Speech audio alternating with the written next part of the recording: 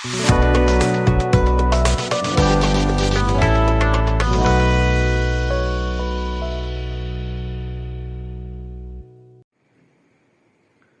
teman-teman, selamat datang di YouTube channel Sinarbita Cendekia. Dalam video kali ini kita akan membuat sebuah fitur failover pada router Mikrotik. Sedikit gambaran, failover adalah sebuah metode yang akan meringankan kita untuk membuat link gateway dan link cadangan.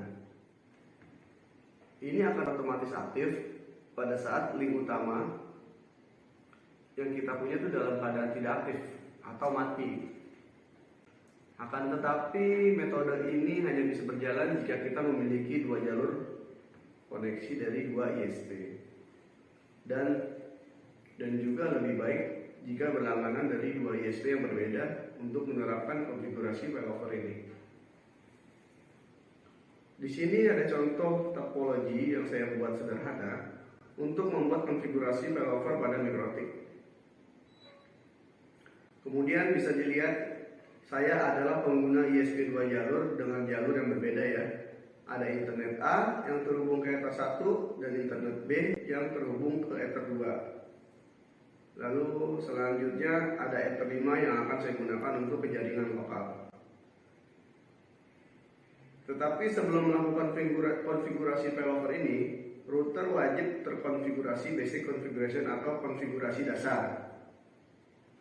Oke, langsung saja kita buka Linux dan konfigurasi failover. Oke, sebelum masuk ke dalam konfigurasi failover, pertama-tama kita harus melakukan konfigurasi dasar pada router. Dan kebetulan di router saya yang saya pakai ini sudah saya lakukan konfigurasi dasar. Sekarang kita coba remove menggunakan Winbox.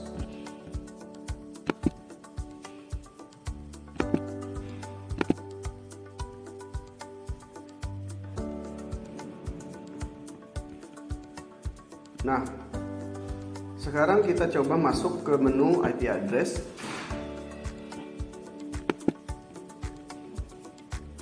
Apakah sudah sesuai dengan contoh kasus yang kita tampilkan sebelumnya? Terlihat dalam menu ada 3 IP address yang sudah saya tambahkan secara statis. IP address dari Ether 1 adalah IP yang mengarah ke link utama.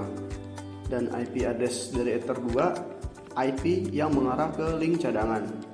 Dan Ether 5 yang menggunakan IP 50.50.10.1/24 adalah IP yang akan mengarah ke jaringan lokal. Kita bisa kasih komen sebagai identitas. Ether 1 link utama. Ether 2 link cadangan,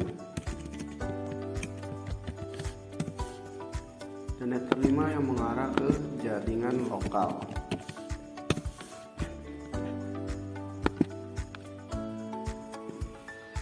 Kemudian kita cek menu DNS dan kita sesuaikan alokasi dari ISP, kemudian kita checklist allow remote request.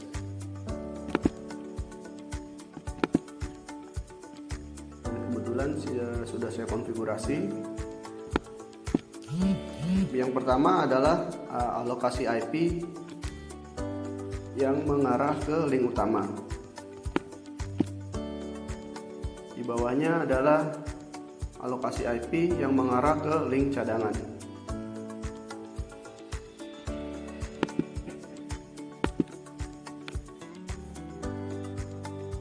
Oke, setelah itu kita cek konfigurasi firewall. Dan saya sudah membuat rule firewall NAT Masquerade sebagai salah satu konfigurasi dalam menerapkan failover. Yang pertama adalah mengarah ke Ether 1, integrasi yang mengarah ke Ether 1, connection Masquerade. Satunya mengarah ke Ether 2 atau link cadangan dengan action Masquerade.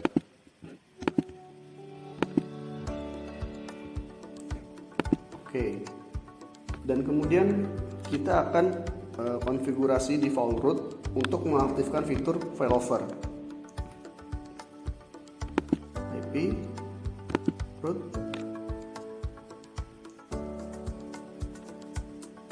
kita buat default root yang mengarah ke internet masing-masing dari gateway yang ada dalam interface router. Klik icon plus, DST address-nya mengarah ke internet, gateway pertama adalah 192.168.254.254 yang mengarah ke link utama. Kita bisa kasih komen sebagai identitas utama. Lalu kita buat satu lagi yang mengarah ke link cadangan.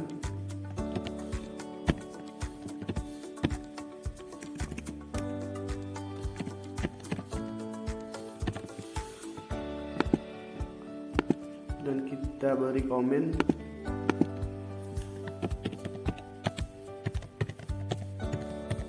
link cadangan.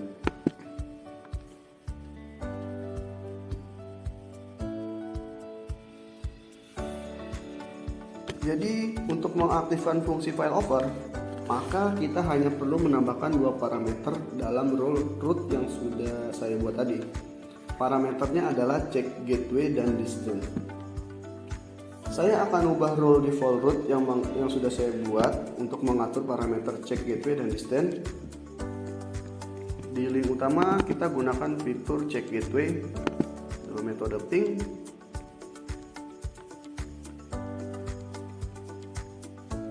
Jadi fitur ping ini adalah berfungsi untuk melakukan tes ping ke arah device link utama. Jika tidak ada reply dari perangkat link utama selama 20 detik, maka dapat dipastikan perangkat dalam keadaan tidak aktif. Jadi untuk di link utama sebenarnya konfigurasi check gateway hanya satu, di ping check gateway kita metode ping. Jadi untuk konfigurasi di link utama sebenarnya kita hanya cukup menambah parameter dan check gateway saja. Kita apply.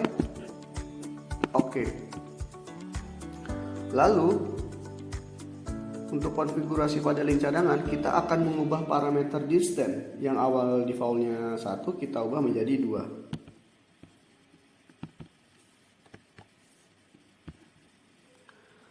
Jadi dalam urutan 2 ini adalah ketika distance 1 dianggap tidak aktif, maka distance 2 berfungsi sebagai backup untuk mendistribusikan internet pada jaringan lokal kita.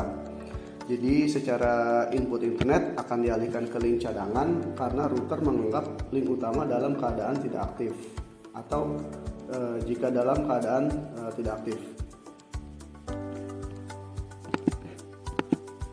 Tapi jika link utama sudah aktif kembali atau ketika link utama sudah aktif dalam keadaan root check gateway, maka sudah ada reply kembali gitu, maka distance 1 akan berjalan dan berfungsi lagi sebagai link utama dari router kita.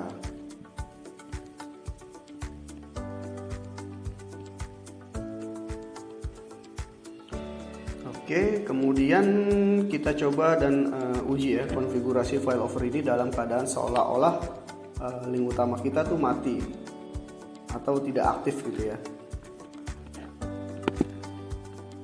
Kita bisa perhatikan statusnya di sini aktif.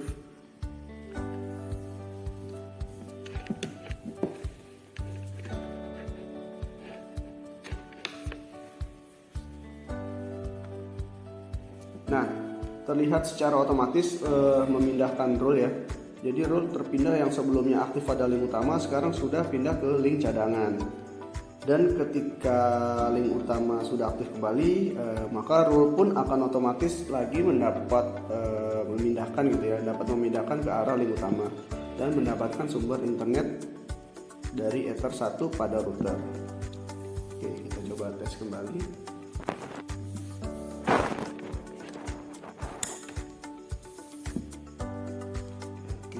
utama sudah aktif dan rule akan berpindah ke distance 1.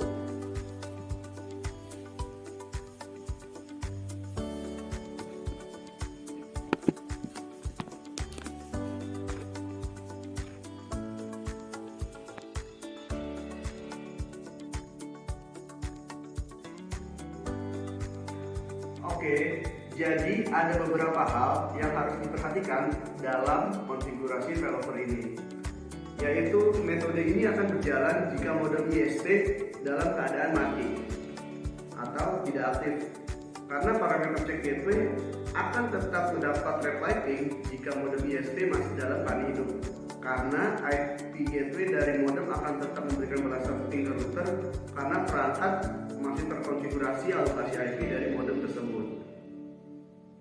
Selanjutnya, kita hanya perlu setting dua parameter pada root, yaitu ke arah masing-masing default root pada link utama dan link cadangan. Tambah check gateway ping untuk link utama dan distance diubah ke angka 2 untuk link cadangan. Oke, terima kasih sudah menonton video ini. Semoga bermanfaat. Sampai jumpa di video selanjutnya. Terima kasih.